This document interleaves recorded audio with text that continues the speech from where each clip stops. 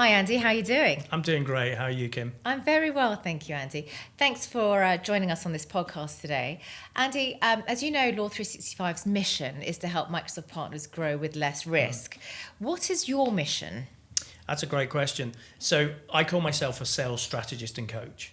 And so what I help companies do, including Microsoft partners, is basically win more business. And I do that with 3 pillars: define, engage, and train. And the define is all about defining, sometimes refining their strategy. They can give me a goal, 5 million, 10 million, but that's a goal. What's the strategy? So I help them define and refine that. The engage is all about making sure everyone agrees with that and is on board with that, and we're all going in the same direction. And then, of course, train is coach and train, and that's usually the sales team, obviously, to be more successful. Yeah. Great. And on that basis, what would you say is the 3 top mistakes that Microsoft partners make in the sales process? Yeah, that's a great question. Having worked in that partner environment for a while, the most common one I see is the expectation that because we're a Microsoft partner, Microsoft will produce all our leads for us. Yeah. And of course, that isn't the case. The second one that probably is almost as close as the first is that good technology sells itself. So I've got this great piece of hardware, software, and because I've developed it, I've written it. Everyone knows about it, so it must sell itself. Yeah, because the technology sells itself. Yeah. And thirdly, and this is more about the sales teams themselves, but often also the owners, is that in a customer, an end customer, that when you get to a senior contact at the C-suite, CEO, CIO, whatever, that they're as interested in the functionality and that's what they're going to buy on as perhaps a manager or a technician might be. So those 3, and you combine those 3 together, and of course you get some very disappointed and probably failing partners. And that's really interesting, because it's really looking at, therefore, how to improve the sales process. It's not about the kit that you're selling, it's about how to improve it. So what are the top tips to really improve that sales process? If Microsoft use partners extensively, and it's probably one of the best partner communities I've ever come across, and they look after their partners well, and it's a good partnership. I think one of the issues is if you're not trying to see how you can help Microsoft, then you've got a problem. There's an adage called WIFM, W-I-F-M, and it means what's in it for me. It could be what's in it for Microsoft. It's just as important that you can find out and portray to Microsoft how you're going to help them by helping their end customer. So helping the customer is great, but how can you help Microsoft as well? Because that's just as important. It's about asking that why, isn't it? It's that really important why. And that sort of helps the sales process, not just at the start, but all the way through the customer journey, doesn't it? We talk a lot about customer journey at Law 365. And one of the things that I think is really missing in some of the sales process is that the why hasn't been generated from the start. So actually, when there's contractual issues, it's normally because the why hasn't been established. Can you talk a bit more about what you think the why should be? It's a great point, and you discover it all the time, because when someone asks you to do a contract, okay, well, why do you want to do this? Exactly. Why are you bothering, etc.? And again, it's the same with a solution from a Microsoft partner. They will be really happy that there's yellow widgets, blue widgets, red widgets. Right. And my conversation only yesterday with one was, okay, but why does the customer want red widgets? And the answer was, because they don't like the yellow widgets. And I went, okay, that may be true, but why don't they like? What are the red widgets What's the going to do? underlying issue? Yeah, what are red widgets going to do for him in terms of make more money, lose less money, keep his staff happier, etc., etc. What's the business benefit that your solutions are going to provide for them? So it's always that why. And so if somebody says something to you and you can reply, so what? You know you've not found a why. And I guess that generates added value as well in the business, right? Because when you go down to the why, you're able to really maybe potentially sell across what other services they think they need, because you're really plugging in and understanding where the gaps are. Yeah, so if a client's saying, look, we're wanting to grow our business by 50%, And we know that by using Microsoft technology and you as a partner, we can achieve that. Of course, as you drill into how they're going to grow at 50%, you'll probably find 3 or 4 other areas of that business that you can go, oh, by the way, you do know that we need to look at this and yeah, need to look at you'll that. need to do this because if you don't do this, you won't achieve that.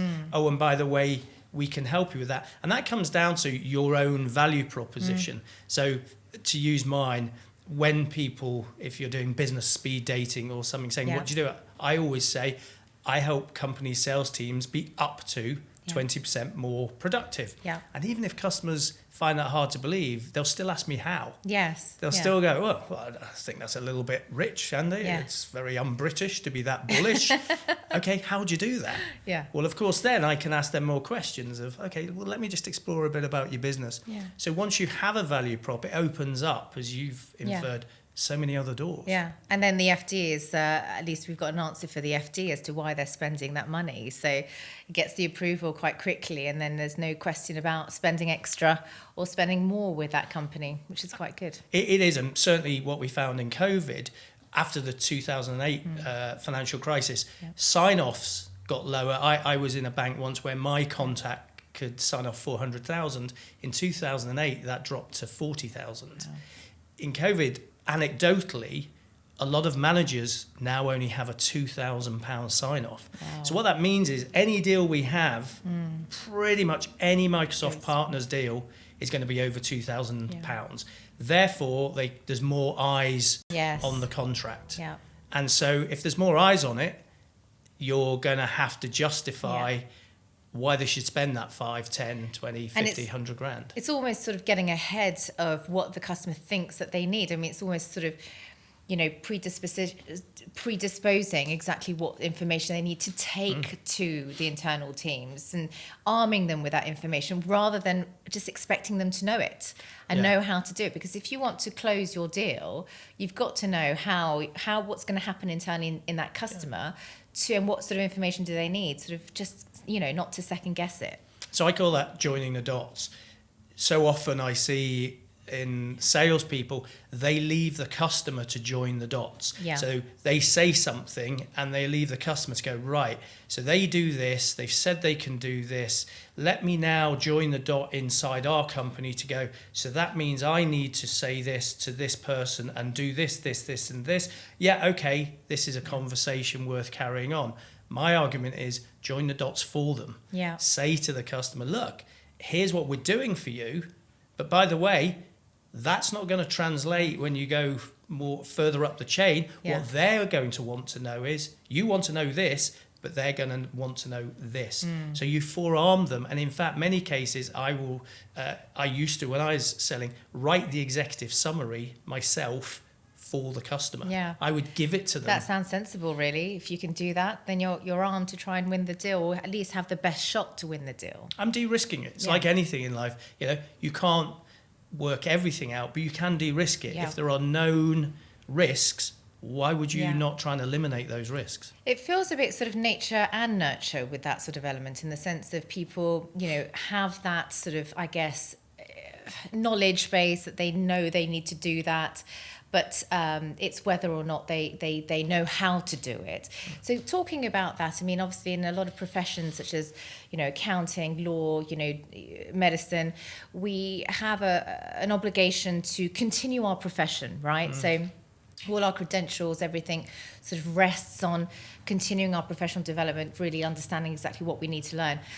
How does that translate in the sales process? Obviously, we don't have anything quite so structured, but should there be something so structured? And what's your advice on that? Yeah, I'm glad you raised that, because it's one of my real irritants is, you know, as you've said, in many walks of life, particularly sport, you have coaching. So apparently in football, you can have numerous coaches, a penalty coach, you can have a goalkeeping coach, even a throwing coach, I heard the other day. So, you know, you can't lift your foot off the ground and and if you put your arms like this, etc., etc. And you would never see top footballers not turn up for training with their coach. And in fact, some of the best footballers in the world they're the first at training and the last to leave because they see how important it is. But when it comes to sales, it's a very different scenario, and I call it the curse of the 3 T's. You know, you give somebody a title, sales, you give them a target, £1 million, you give them a territory, you know, UK, and then we assume that they can just crack on and do it. Well, of course, that title is just a title, and that target is just an arbitrary number, and a territory is just a bunch of countryside and buildings. So why do we think that they'll just be able to get on and do it? So they may have a great, you know, Myers-Briggs personality test that shows they're really extrovert. Yeah. They may be able to prove that they sold something before, but that doesn't mean to say that they are the finished article or that they're going to continue to be successful. So my view is coaching. If you are not coaching your sales team, then you're risking your business. The stats on coaching are really interesting. It basically says that a salesperson that's well coached is twice as likely to hit target than a salesperson that isn't. But on top of that, a well-coached salesperson is also going to be 20% more productive. So actually what that means in real terms is that well-coached salesperson should achieve 120% of target. So when you look at that, you have to ask yourself, as a Microsoft partner with a team, why wouldn't you coach your sales team? Yeah, well, I mean, the investment is there, isn't it? How would you say structurally you should be coaching your sales team? What sort of things do you feel that is getting missed quite a bit with sales team that you typically encounter? So what you encounter, 2 things there. Firstly, sales managers and directors treat all of their people the same. So they manage them in the same way, as if they're all the same type of people and personalities. And of course, they're not. And so there are some people that in previous teams I've run, and I've run global teams, is if I said to that person, hey, I think your colleague's going to beat you this quarter, oh my word, would you see a change of behaviour? You know, they go, no, they're never going to do that. If I use that approach with other salespeople, they would potentially put their head in their hands and go, oh, I know, I'm just not as good as them. And so the way you would have managed them is to say, hey, you're doing really well. Great week. Look at this. You would, every Friday, I used to ring one of my salespeople and just pick them up and say, how's your week been? How have you been getting on? The second issue is they're often only managing the number. So the only time they interact with the team is to say, right, here was your forecast.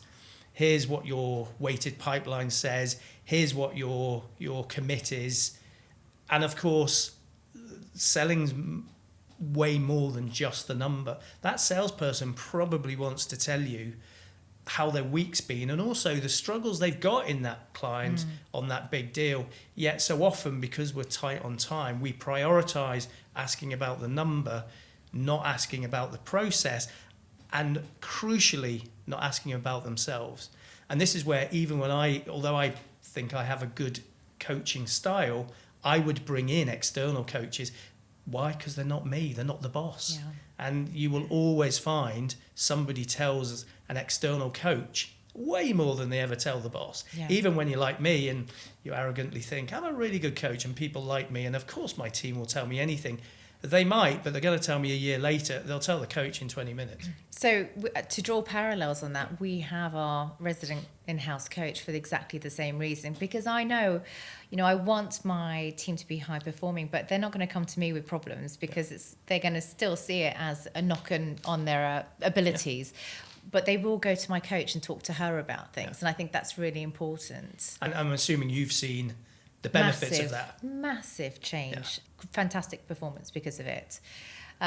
So I see the benefit myself in a legal industry, and I think it's translatable in every industry, and certainly in the sales teams when they are sort of thrown to the line a little bit more than other departments, and they sort of need a bit more of that nurturing to come back and appreciate and have the confidence to keep going if there's a knock on their, sales tactic or what have you. Yeah, and I think the last 12 months proved that a lot of people have missed that coaching and interactivity. Yeah. And that isn't because maybe they've lost their skills, but of course they've lost that environment to that safe environment where they can perhaps experiment and ask those questions that you may not want to do. You may not want to organise a Zoom call just to ask what you might feel is a silly question. But of course, when you're in the office or when you're with your coach face to face, you can make it sound very matter of fact. Oh, by the way, I was just thinking, what do you think about this? And so again, certainly that external coach to me is a critical part of any business. And the one thing I would say to Microsoft Partner and certainly to owners is, don't see coaching as a sign of weakness in your team. It's a strength. And you see it so often is the sales guy won't admit he's got a problem. Yeah. Because I'm supposed to know it all. I'm supposed to be able to do it all.